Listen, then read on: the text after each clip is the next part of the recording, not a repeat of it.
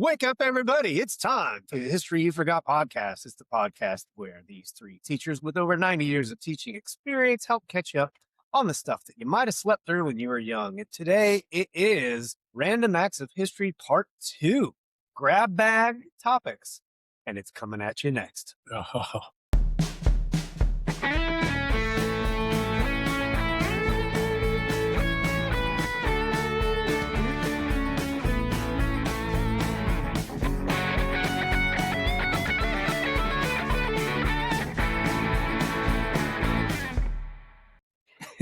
I'm Jason Schmoida. I'm Jason Jones. And I'm Jeff Breedlove, giggling our way into grab bag is always a fun one to grab. Yeah.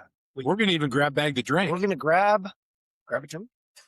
So we're going to pick first. See what this is going to decide what we have. You doing it? I'll pick. Just so people know, we put like 10 different cocktails. As you can see, there's Lots of drinks. Yeah, lots of drinks. We're gonna pick one, grab bag it, and then we're gonna go make it. And come back. Okay, here we go.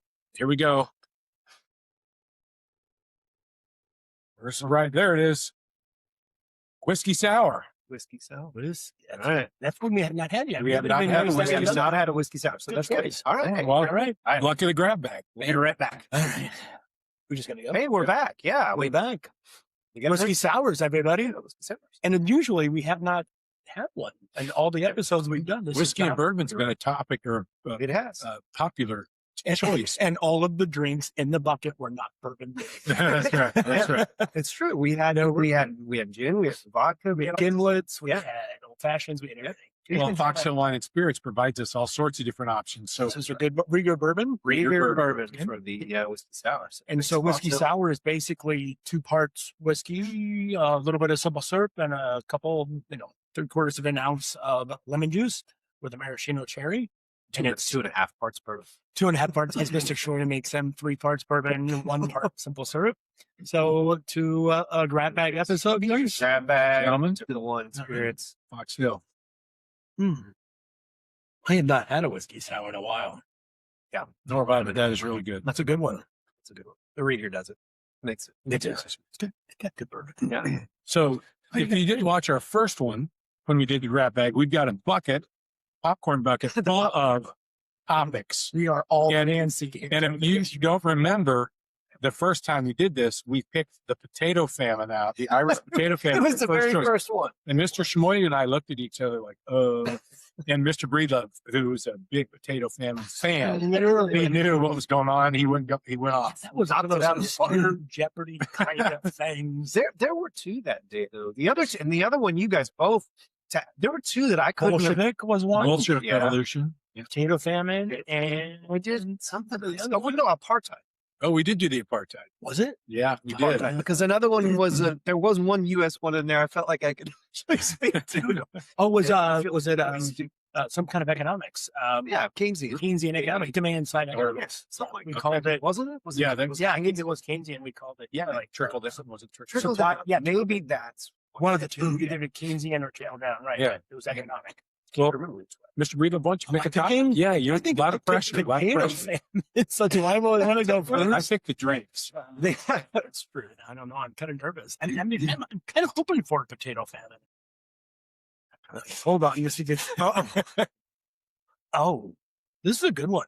I don't know, the rooftop picture of the evacuation of Saigon.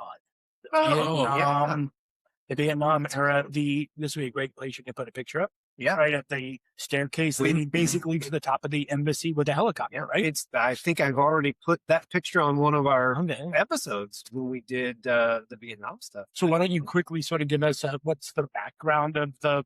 So in, Sure, yeah. in 1973, the Paris Peace Treaty theoretically, technically ended the Vietnam War. And between 1973 and 1975, the terms of it came to be. The terms were the United States would leave Vietnam, POWs would be exchanged, money would be exchanged, blah, blah, blah. But the idea was that the 17th parallel would stay the separating point between North and South Vietnam.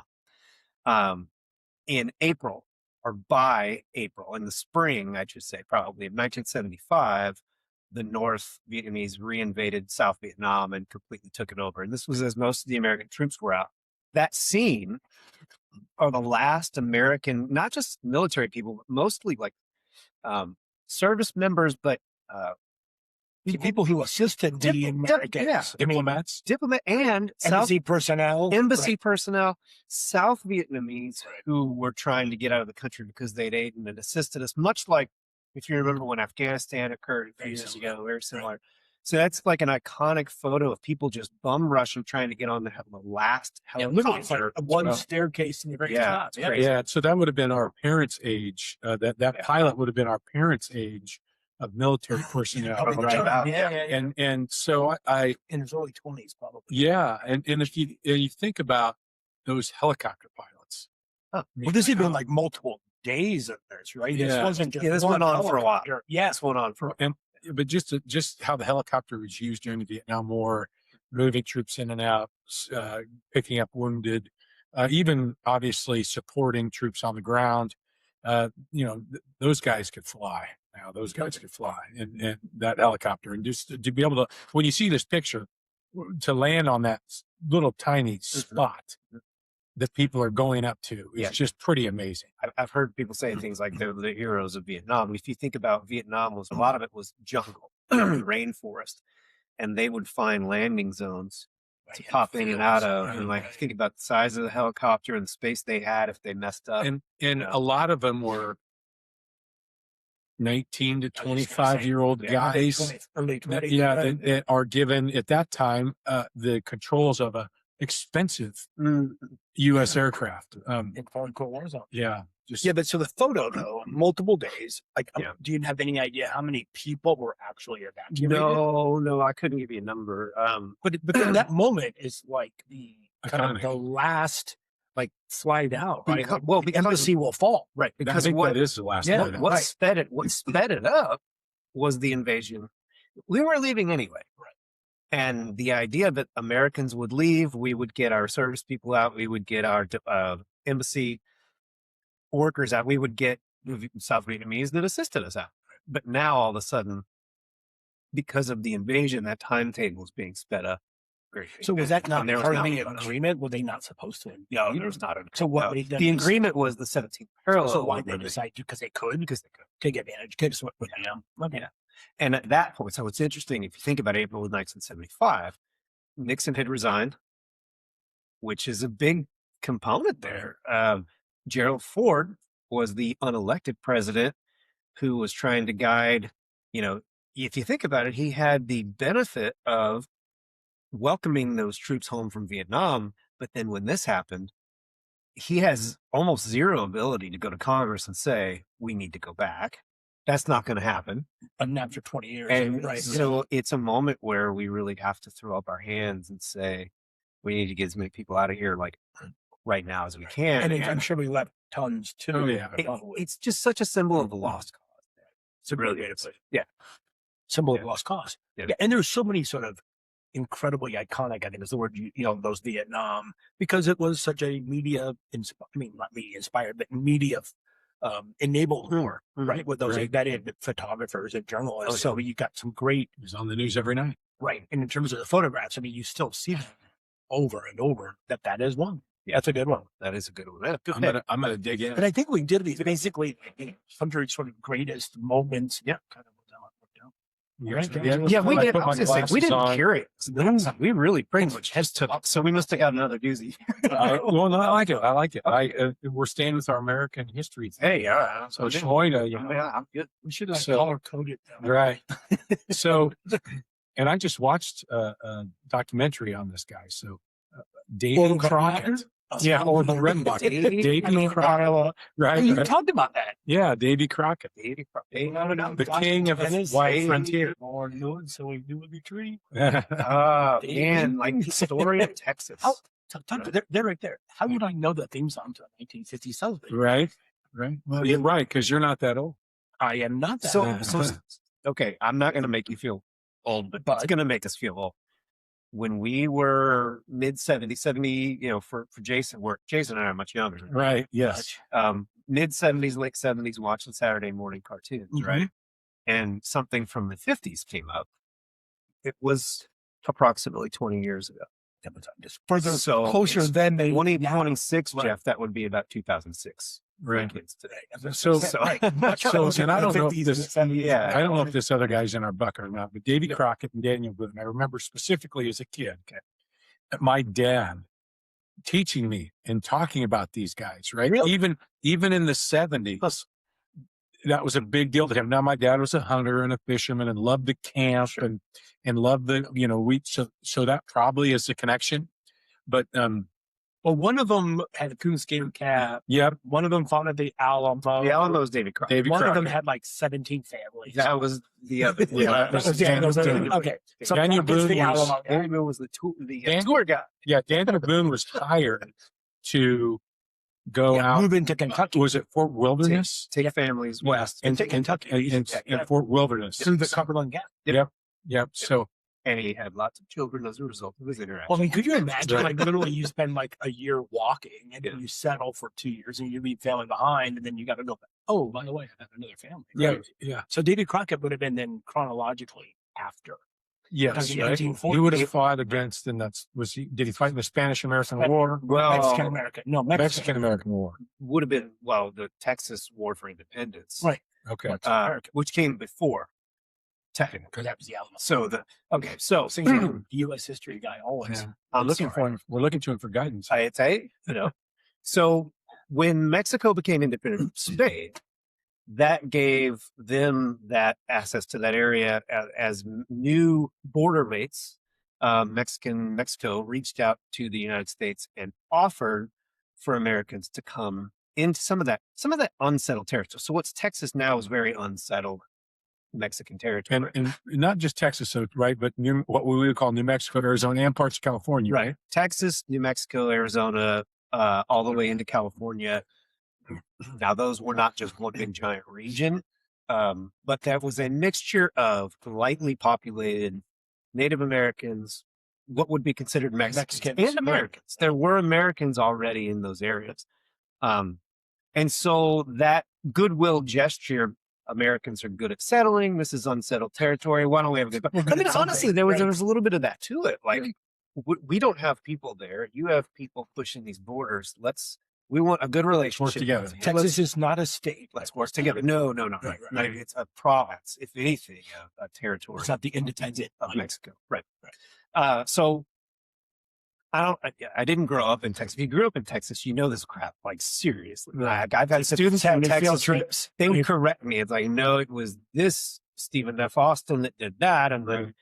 So I don't know all the ins and outs of it, but the long story short was Americans came across, settled, created a community in Texas, broke two kind of important rules there. One, didn't try to speak Spanish, spoke English, had a serious language barrier. And of course, two, the bigger one was brought slaves. It brought slaves. And Mexico that outlawed slavery. So we were immediately violating the law. And long story short here, that created an issue. And the issue boiled to a point where the people of Texas decided to appeal to the United States, call for annexation, and try to get incorporated in the United States and become state. It led to a standoff. Actually, what they did is they declared themselves independence first as the Lone Star Republic. And that led to the conflict. Let me just Davy Crockett submarine. Yeah, sorry. I'm doing it. I'm doing it. Just giving you I get grief for it. The only way that, honestly, I don't know his whole story. What I know is that he was at the Alamo, which is the fight, the between standoff the between the Americans and the Mexicans when the Mexican military came in and eventually overtook the Americans. And David Crockett We died. lost the He Alamo. lost. Yeah, Yeah. David Crockett Remember died the at the Alamo. Alamo. Right. Which I think is kind of funny that it's such an iconic sort of Texas American thing that was a symbol of like we lost. Right. Yeah. But I think, and correct me, Mr. Smoy, if I'm wrong here, but he's like Daniel Boone, where he is considered an unbelievable tracker and That's not hunter. what his and story is. yeah, At the end of he's- the Alamo. he's you Just know, as a frontiersman. he's an unbelievable shot shooting his musket, and or rifled musket at that time probably, but yeah, his legacy or his what he was known for is that ruggedness and being out in the wilderness and So It was sort of a folklore. folklore. I For was sure. going to say, so if Daniel Boone sort of head west to Kentucky and Tennessee, where did like Davy Crockett? Was he known for moving into Well, something? Texas. I think into Texas, yeah. God, I think he was, okay. being part of that Probably. settlement in Texas. Okay. And I don't know this, and I don't know if your students told you, but I assume there's an association with Stephen F. Austin and some of these great, Texans, Sam Houston. Sam Houston, Stephen yeah, Sally those, yeah, like name a city in Texas, and it's probably one of these guys. Yeah. So we're Uh, I can't Dallas. Oh, is that, Maybe he's is one that of the them. But he can bucket? expand Dallas. I hope that's not the bucket. Yeah, me too. I did, for this being an American history topic, I could talk about Texas, but I can't talk a whole lot about Davy Crockett. Other than that, what is it? The coonskin I hat? think that was Daniel. Was that Yeah, it was Daniel too? Daniel. See, Yeah. I see. You know, See- they're kind of when I was hard showing, they kind of seem interconnected, even though they're not. Yes. I don't. Yeah, I don't. I just think, Other than they were from the similar era, the similar ilk, similar folklore. yes. Folklore, I think is the term. Yeah, I think so too. Yeah, because how does Davy Crockett end up being the guy? You know what I mean? Like that you remember from the Alamo, right? I mean, there are how many? I'm sure lots of Americans died. You know, Well, but it wasn't a very big, I don't think was there like 200 men at the Alamo? Yeah, I feel like it was like Yeah. 1,500 Mexican troops against like 200, and they hung in there for such a long time. And then finally, were You defeated. did see like Santa Ana and Mexican food. Yes. Okay. I know Yeah. just enough. and so remember the Alamo would be the cry during the Mexican-American War. The Mexican After they- Texas had already been annexed. Texas technically was already becoming the state. They were already in the process of becoming the state when the Mexican-American War started. The Mexican-American War then would be really more about the acquisition of California because James Polk wanted all of that. Which is why you say remember the Alamo because Remember the it Alamo? fell for the first time. Yeah, this is now we get to take revenge for what they did Okay. today. It's a little good one. Davy Crockett's a good one. I Sure. didn't know anything about it. I love the fact that your dad. Yeah. That's the best. I remember I had a coonskin hat. That would have been Yeah, Are you sure you're not the oldest one? Okay, so I'm here's sure. a funny story. And I grew up in St. Louis, and Daniel Boone's home was in Missouri, somewhere. There was a Daniel Boone home. There was a Daniel, it's not in Booneville, but there was a Daniel Boone's home. And I went on a field trip in like fourth grade to Daniel Boone's home, and we all brought money to buy a souvenir if we wanted to. I bought a pocket knife letter opener.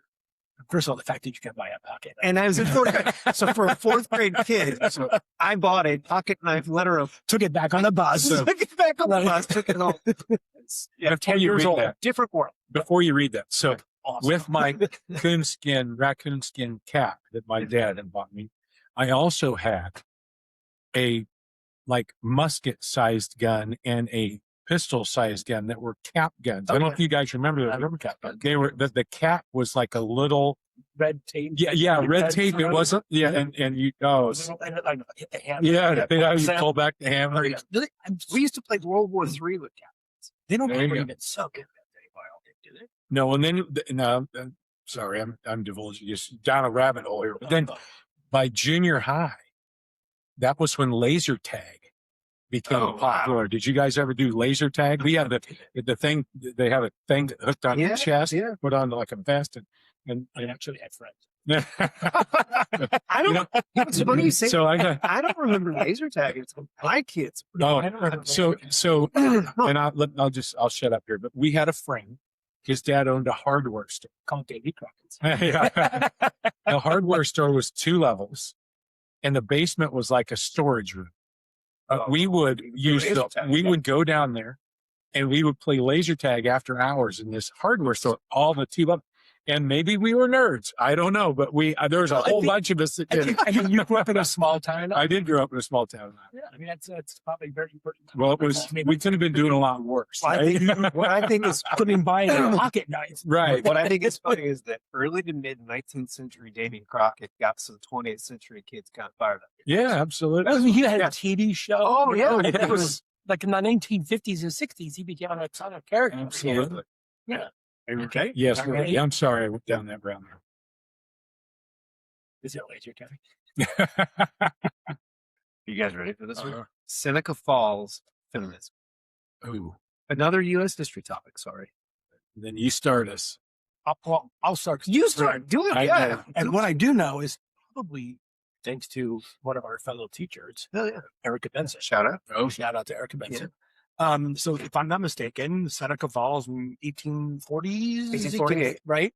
Yep. Women's movement, right? Upstate New York, right? Yes. Where they had kind of a congress of women coming together in order to get rights, or at least talk about rights. If I'm not mistaken, at the time it was property rights with voting Oh, yeah. at the same time, right? I remember property rights are kind of the first, but you got some of the really sort of famous, iconic women, right? Like, would that be like Elizabeth Stanton, Katie Stanton? Yep. Would it be Alice Paul? Absolutely, Um, Yeah, Alice Paul might maybe have Alice been Paul a little later. I'm impressed. Sorry, I think Erica's gonna kill me. Well, no, but I think I'm trying to remember the super young ones. Like Susan B. Anthony, super young. There you go. So some of the older Elizabeth Cady Stanton, Right. Lucretia was another big one. So tell it. That's what it's Well, you know more than I do.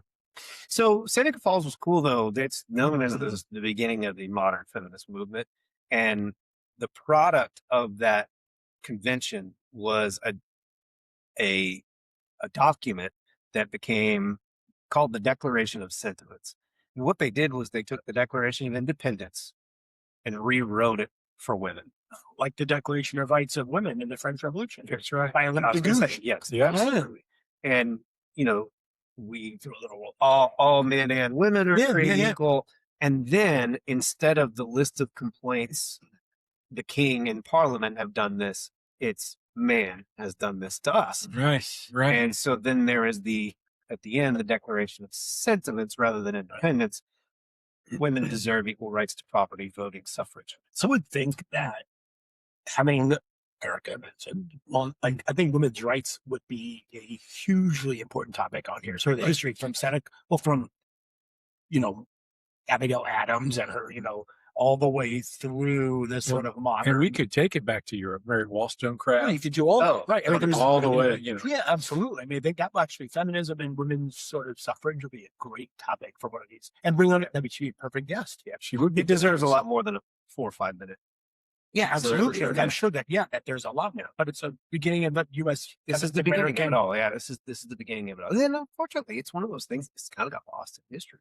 Right. When I always have my students read parts of it at least, so that they can see it's a really clever re-envisioning of the Declaration of Independence. And it's going to lead to 1919, right? Where It is, yeah. where women actually get the right to vote. Yeah, what's In the interesting about US. think about In the US, So think yes. about that window though, 1848, 60 years. 1848. That's a long time. Well, and When the document was presented to the New York legislature, there's I have another document at school that we sometimes will break out and read, and it's the comments that the men in the New York legislature make. They're just completely Misogyny. hacking it up, having a fun time talking about. Well, that's what we need is men wearing dresses. I mean, There are that's some of terrible. those late 19th, early 20th century, those suffrage movements, those suffragettes, those women eventually had to become pretty violent in some. Yeah. They chained themselves to fences. Pretty They, radical. a woman who threw herself in front of a horse and yeah, and threw down with the king's It's- horse to make a statement. it's similar though to just any movement really in the United States. I mean, you had the Civil War, right? But it wasn't until the Civil Rights Acts 100 years later, Well, right. where you really start seeing some movement for African Americans. So same thing with women, right? I mean, or any minority group. It feels like it's a slow change. I think all of our social progress has some seeds in the beginning. I don't know where that came from. I'm a growing boy. But all of our social movements have these seeds in the beginning that eventually kind of ebb and flow until they finally take off Right. and they get the momentum. But I think it's important to Seneca Falls if you don't know that the names of the women there are the names we still know that we tied to suffrage. You don't- Elizabeth Cady Stanton, Yeah. right, Susan B. Anthony. I guess Susan B. Anthony was always the first name that would come to my mind, but that was only because this is stupid. That was only because when we were kids, she was on the Silver Dollar. Colleen. Wasn't she on one of the Schoolhouse Rocks too? She might have. But so she's cool too, though. If you go forward, that whole suffrage thing continues. She's the one who literally kind of got up in Woodrow Wilson's face and was like, "Make this happen, dude." So she had guts for Yeah. sure. I think a lot of those women Saw at that through. time, had to eventually it was put up. I mean, like they literally put their lives on the line Yeah. for this, and I think 150 years later on, like people realize how tough of a battle that Yep. was in the early 1900s That's a good one. for suffrage. That'd be a great one. Again, Full episode. against Yeah. Benson, right? Yeah. Later on, It's it's your pick. Okay. Something. Seriously, dude, I'm tired. It's hard blowing the weight around. This. I set myself up for that. Oh, okay. Well, it's European as. Yes. I got Darwin's Origin of Species. What's that? Where's the science teacher? Yeah. Well, Yeah. yeah. I mean, okay. So we can kind of start Charles Darwin. Yeah. Right. A naturalist. Right. On a ship, the Beagle. Right. Is sort of part of an expedition, and as part of that expedition, I guess he'd be a scientist. I mean, but a naturalist. Sure. Right. Travels to parts of the world and collects specimens, and he begins to formulate theories of what you and I would call evolution, but at the time is actually a natural selection. Yeah. Right. And the Galapagos Islands is going to play part in this, but the book is the Origin of Species. Mhm. And people, I think, always mistake, like, it's evolution, it's natural selection. Right. Right. So the idea that species through mutations end up becoming better, I guess, adapted to their environments. And so those sometimes mutations that are not typical actually get passed on to future generations, and that's actually makes them stronger over the long run, right? So natural selection, which I think is great. And I think, the Galapagos turtles and all those, the Galapagos being a kind of an isolated set of islands. So he was able to sort of study some of those early mutations, but very controversial, Right. right? Because eventually, yes, it is going to lead to this idea of sort of, does that apply to humans? Does that apply to, in terms of evolutionary versus a biblical sense of Well, it was the beginning? and just the study of it was very different at that time because there wasn't a computer. Nobody was on the line. You were 1850. Yeah, you were- probably. you were Yeah. early stages of photography, but there would have been a lot of hand These were all drawn, stuff in the books and totally different. in a 3-year voyage or something. Yes. I mean, you Yeah. can collect these. Yeah. I think it seemed to me like it hit in the again, I'm a U.S. history guy, so I'm looking at this through that lens, but like it seemed to really hit early 20th century in terms of the debate for the United. So it was 1850s when he was conducting the research, but did that work? What year did that come out? 1850. I'm pretty sure it's Yeah. 1850s. Okay. Maybe 1850s, Because I was curious 1850s. that it did just seem to hit that controversial button later. For I us. think it's one of those kind of things where it was always controversial. Yeah. But then as other sort of situations pop up, like the Scopes trial, or something like that, yeah. they then become sort of resurrected, right? That argument kind of comes up. But I mean, Darwinian theory is going to lead to all sorts of controversy. I mean, it's even going to lead to, one of the justifications for basically, imperialism and sort of white man's burden, right? This idea of, well, social Darwinism. The other Social Darwinism. That's what I'm Yeah, saying. I mean, yeah. that, somehow that white Europeans had somehow developed in a way in which made them superior in terms of adapting to their environments over other peoples, and therefore gave them the ability to sort of, perpetuate that. I mean, it's very, I think the other piece that we got to remember is we're used to having the phone in our hand and it's immediately in front of our face, the new information, either online or in social media. And at this time, even if it was published in 1850, it takes time because you got to read the book. You got to spend time. Well, I think that's Yeah. probably true with controversial things. I think today, when something hits that's controversial, it's probably immediately out. But something I think people probably had it seemed to me like people had a tendency back then, if it's controversial, just put it at arm's length. And that's why maybe it takes a while to bleed into the social. I mean, even consciousness. 20 years ago when we started teaching, I mean, there was in the state of Kansas, I mean, there was a time where science books, remember, came with a sticker that said the ideas taught within this are a theory, right? Because you're still sort of, I mean, we were a little late to the party on that one, but I mean, there's still the idea of evolution versus, right? What is still, I mean, for some people, still a hot topic. I would say for a long time, maybe even still, I don't know. I think people saw that as I have to choose Right. between science and Religion. God. Yeah. And I would like to think enough people could reconcile the two somehow, but maybe not. I know. I don't I know. That's That's a what good makes question. it controversial. But it's the book, right? That starts the Right. whole thing. So Yeah. Charles Darwin and the people. Okay. Yeah, Mr. Jazz. Yeah, well, oh yeah, we got maybe two. Maybe two. Send them what it is. Yeah, let's see. Again, I'm gonna put my glasses on. European war or European dream. Mayan Aztec culture. I'm supposed to know this and I don't. I can start. Okay. Okay. I could do a little So, and I would include the Incas in this group. I mean, you're talking about Central and South American civilizations. We said Mayan and Aztec, right? So Mayan civilization would have been on the Yucatan Peninsula primarily in Central America, Mexico area.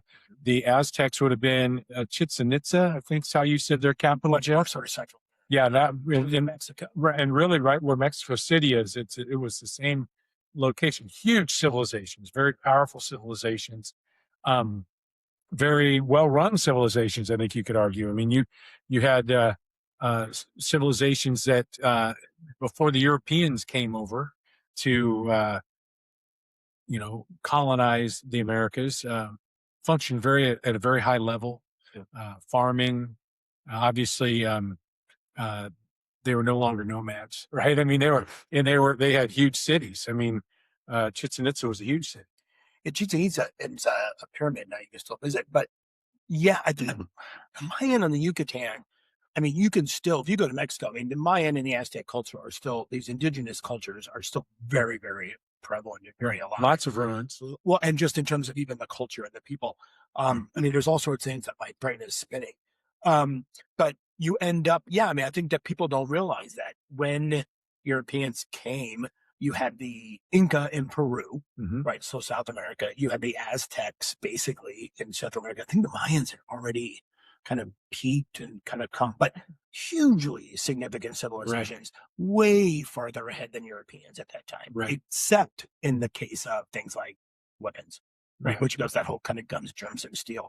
But I mean, the Aztecs had a city called Tenochtitlan, which is built like in the middle of a lake. Right, it's a floating city that has something like 200,000 people. It's the largest city in sort of I think maybe North and South America, Mesoamerica, and it's incredibly civilized. I mean, there are religion, there's social, there's economic, there's rulers.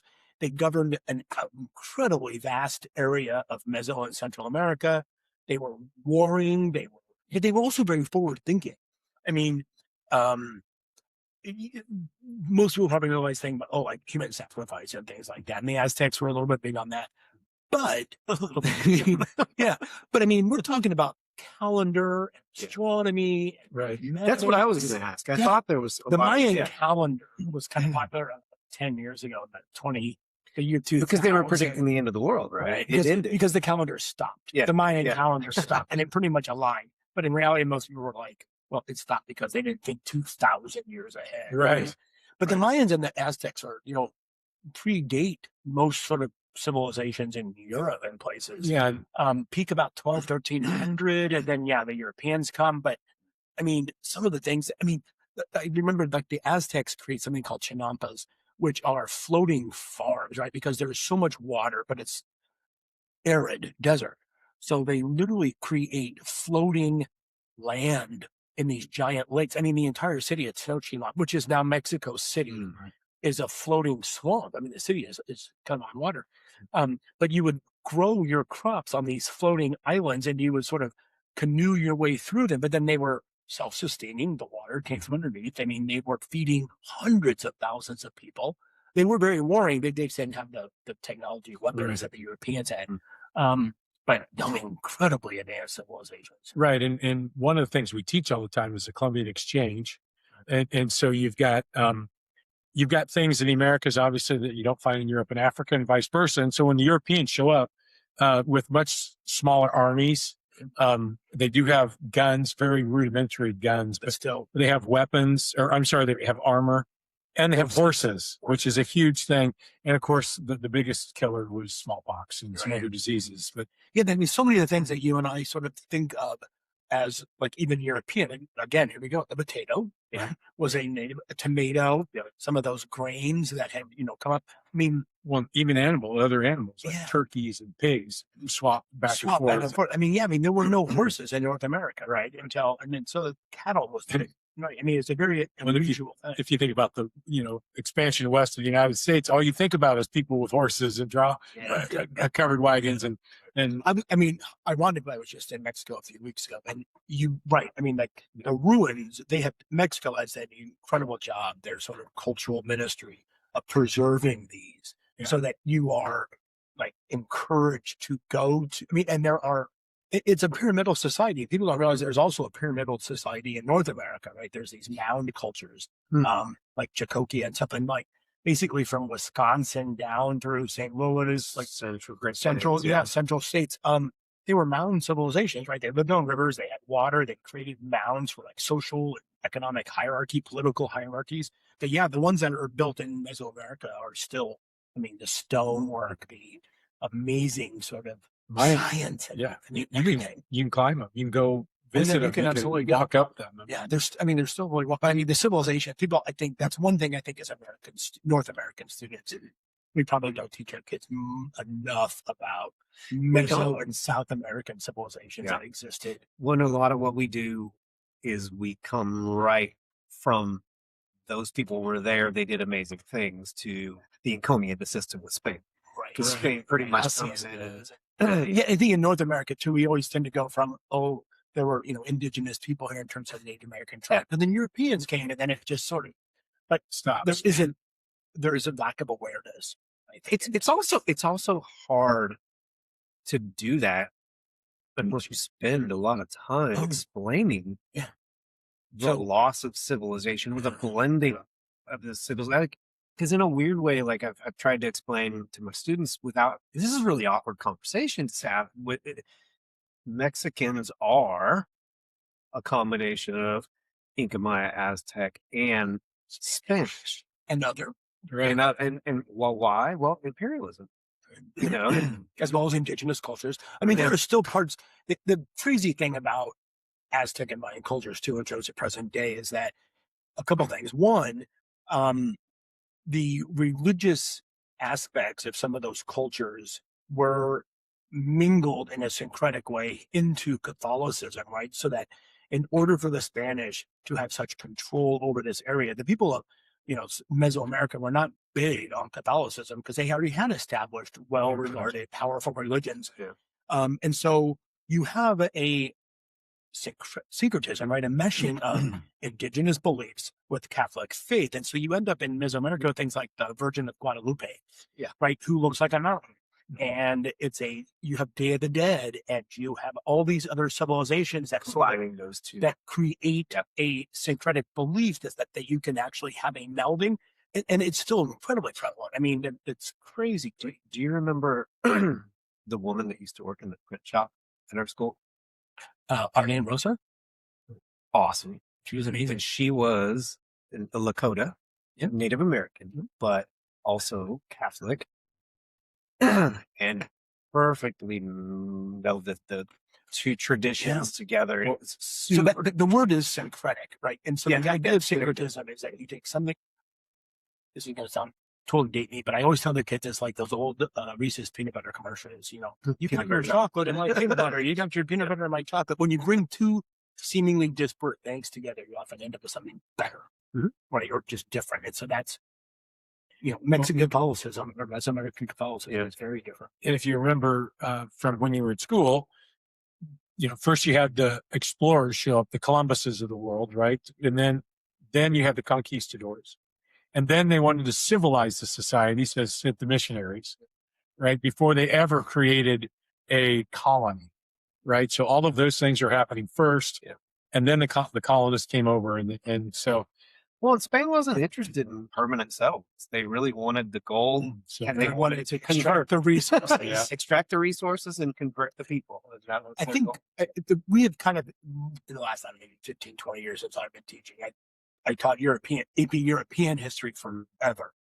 And then eventually it has shifted to AP World, right? As a more sort of global understanding that it's not all European history. And so when we adopted AP World, now we do Mayan, Aztec, Inca. I mean, we do a lot more. We spent a lot of time on it. And so the kids are very much more aware now. I think That's awesome because then they don't have to worry. I Because think at the beginning, this first couple days of school for U.S. history, it's like, how do I even begin to reach out? Right? Yeah. Mr. Shmoy, let's do one more time. One more. We got time for We one. got- Is it my turn? Mayan, Aztec was a good one. It was a great. Did you guys both pick two? I just took a second. Okay. A second. Excuse me. Let's do one more. Please. Okay, we can all answer this one though. Challenger explosion. Oh, Okay, I'm just gonna before we even start. Yeah. Being older than you, Yeah. and this happened the January of my freshman year in college. We were freshmen in high school. Right. So 86, in right? my brain, I literally have it's one of those like where when Kennedy was shot moments Oh yeah. because I was old enough to be out on my own, living on my own. Right. I was at school. And I walked into my dorm after class and I walked by, we had these sort of common rooms and I walked by a common room and on the television, because we only had, one TV per floor right at the time and it was on and it was astoundingly like powerfully epic. I mean, everybody in that room was just gobsmacked and mouth open, could not believe it. I don't remember where I was. I'm sure we were Isn't that watching. wild, though? Like, But yeah, but I bet we were watching it in school. well, you I'm might sure have we been because were. it had Krista McAuliffe, Yeah, who was a teacher and the first sort of civilian non-scientist launched into space to do experiments, and it was a big deal. I remember watching it. I remember when. Or do you remember like after? Well, no, That's I'm, what I can't. I can't. I'm not 100% sure, but I just remember the explosion and just sitting there going, "Oh my goodness!" I remember being in. I was a freshman in high school, which not a great time for remembering like this, but I remember talking. I remember teachers talking to us. I remember the video of it, Mhm. but I'm not exactly sure the sequence. Did I watch it? I think I I was don't watching remember. I don't remember. The only reason I remember that I was watching it because I remember literally my class ended like at 11:55, and we walked back or whatever, and it may have been like immediately after when I walked into the room, but the people in the room had seen it firsthand. Yeah. Like had been Right, and primary sources of it. the space shuttle stuff was so common there for a while, where we felt like we were watching launches and landings, and the fact that they, correct me if I'm wrong here, but I think they basically, when they came into land from a high altitude, they shut those things down, and it was like a glider coming in. Which is going to lead to which is issue like 10 years later, like what's that explosion? yeah, but well, and then they Which that gets was just such a overshadowed. crazy thing. I think that gets overshadowed by that Challenger. And we lost two Yeah, space shuttles. So this was early spring. This was in January. It was because it was cold, and that was the problem. You know, They had delayed it, a couple of days because of the weather. and it was still cold, but they Florida. went ahead. Florida cold, Right. but they went ahead with it. It was a gas. They think, right? It was a gas The tank gas that tank. had The O-ring. shrunk. Yep. The O-ring that had shrunk because of the cold, which is, is that I don't know so it's 2026. We just a couple of months ago watched the launch of a space shuttle. Shuttle's still the right word, I guess.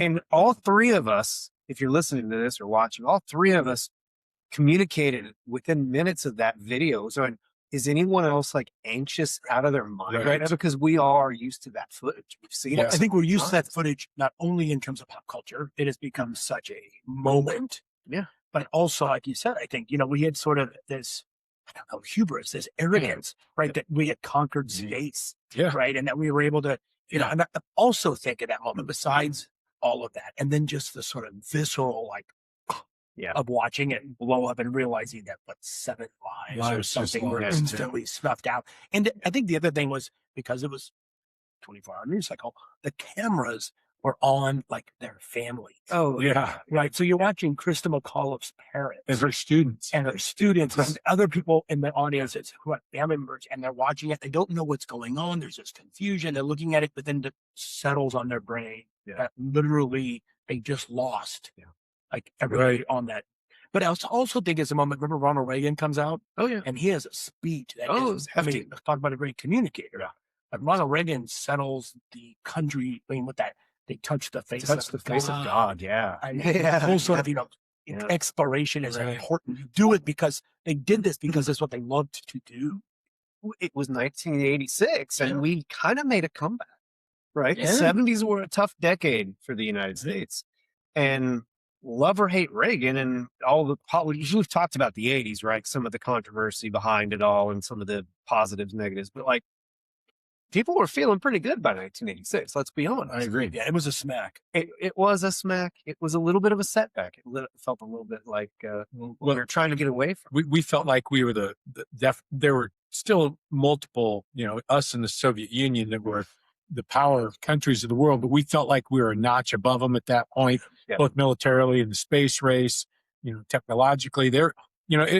We always teach in modern world history that Russia was hundreds of years at times behind the rest of Europe, right? And it kind of felt like we were taking those steps again, and they were falling back. Yeah. I just think there was something because NASA was doing and the age of Reagan and all that was doing such an amazing job of humanizing those astronauts. It wasn't like in the 60s and the 70s with the Apollo missions where you knew these people. And I mean, you started at that late 70s or early 70s, but you knew these 7 members, right? I mean, I can still remember their faces. I can remember the picture. Yeah. And by putting the horrible tragedy was that, not that it was their tragedy regardless, but there was a civilian teacher who that had been the news story for 6 months. She had been on everything. So right. The other thing about it though, guys, like when we were kids, what do you want to be when you grow up? Well, an astronaut came out of a lot of kids' mouths. Yeah. You don't hear that anymore. But I mean, right? NASA takes a hit after that too. Sure. I mean, it's a tough rebound for them, and then eventually, unfortunately, they do lose another one on reentry. 10 years, maybe not longer. Than 20 years later, maybe. It It was probably late, closer to 2000. I can't remember when that was. Is that terrible? Is that how the Challenger has overshadowed? Oh, It's just as yeah. just as much of a tragedy, but Oh, you terrible. don't remember. Yeah. Wow. Yeah. It was a moment. It probably was in my lifetime, where you when Kennedy got shot, because I have a visceral memory Yeah. of it. I think between that and 9/11. Yeah, 9/11 was that big for me. Yeah. 100%. But yeah. Well, Mr. Breedlove, I think it's your turn Oh God. to decide who you want to have a drink. I don't know how you would do that. This is a tough one to do that with. Yeah, because we don't We necessarily. didn't talk about a lot of Yeah, individuals. I mean, I don't know. We didn't even cover. You know what? I'll take one. I would have loved to have been a fly on the wall. So maybe have a beer with somebody living in the Aztec culture when the Spanish arrived, or the Incan culture, right? When Pizarro arrived. What was the Aztec ruler? So you've got in the Aztec, you've got there's Tenochtitlan, who's Tenochtitlan is Mayan. Aztec is oh my God. You can see the I can paintings of him. It'll come to me in a second because I know the Incan as well. It doesn't matter, but We something gotta like stop that. drinking into like A ruler Jeez. of that No, time. I just think the idea of what it must have been like to all of a sudden have a 500-year civilization that is the apex of anything sort of that you can imagine, and then have these people show up, different language, different color skin, riding giant horses, and the Incan and the term is that their fur on their face. They're wearing metal hats, which they call why are they wearing pots? On their head? You must be crazy. And then riding these giant horses. Yeah. The sense of, I am sure that they thought the Europeans were the passing fancy. Like, here's a small group of 20, 25 strangers, really weird. You're the Incan, you're the Aztec Empire, right? I mean, come on, really? That's going to be crazy now, Jones. I can't try to. That's so interesting. And on the other side, So I would have thought, but just to be in that time frame, just to be in moment of when that happened. Yeah. one of the things that I've read is that I think this is true, even I don't know, Mayan, Incan, Aztec in North America. I know there were over 250 different Native American groups, and none of them, linguistics experts, have never been able to find a word for ownership. See, Mm-hmm. And so Europeans come for stuff, but we here, these groups had no concept of owning. And I don't know if that's true for those, but yeah, you know what? I was just thinking about some of the things. I mean, like these civilizations are so forward thinking. They actually had what they call gender parallelism. Like there were distinct women and men were technically equal, but in different spheres. So when you all of a sudden have like Catholicism and imperial Spain, and yes, the idea that the Aztec and the Inca were warring. I mean, they conquered their enemies. It wasn't, but they treated them as more like vassal states. Right? They were part of a larger empire that you like tribute states. Right? You brought them. You didn't conquer and destroy them. The other thing that I think was different in Central and South America with the native groups than in North America, the North American tribes were still very much nomadic, followed the animals. They didn't have quite the same hierarchy. When the Spanish got into these communities and these civilizations, there was a hierarchy like they were used to in Europe, which has allowed them to kind of infiltrate that, marry into the higher level of the civilization, or forced marriage, probably. Which was harder to do in North America, and because of that, I think harder to conquer originally. But again, imagine sitting down and be able to have that conversation one on one. Yeah. That would Crazy. be that. Yeah, I've always that's a good. That's a good pick. I mean, because That's right. you would expect the Aztecs and the Mayans and the Incas to be arrogant and self-assured. Sure. I mean, like there's no other culture in this part of the world that had reached those, and somebody comes across in a boat on it. I mean, come on. I mean, literally, Right. so that's who I would choose. That's a good one. That's a good one. I like it. All right, gents. Well, All right. I kind of like when we Number do that. two. That's a good one. Number 2. We'll do that again. We'll keep doing it. Few So if you like it, let us know. Yeah. Spots Hill Wine and Spirits. Thank you. What's your comments? Bring your bourbon. Eager Bourbon, Class Thank you, Dismissed, guys. guys. Dismissed.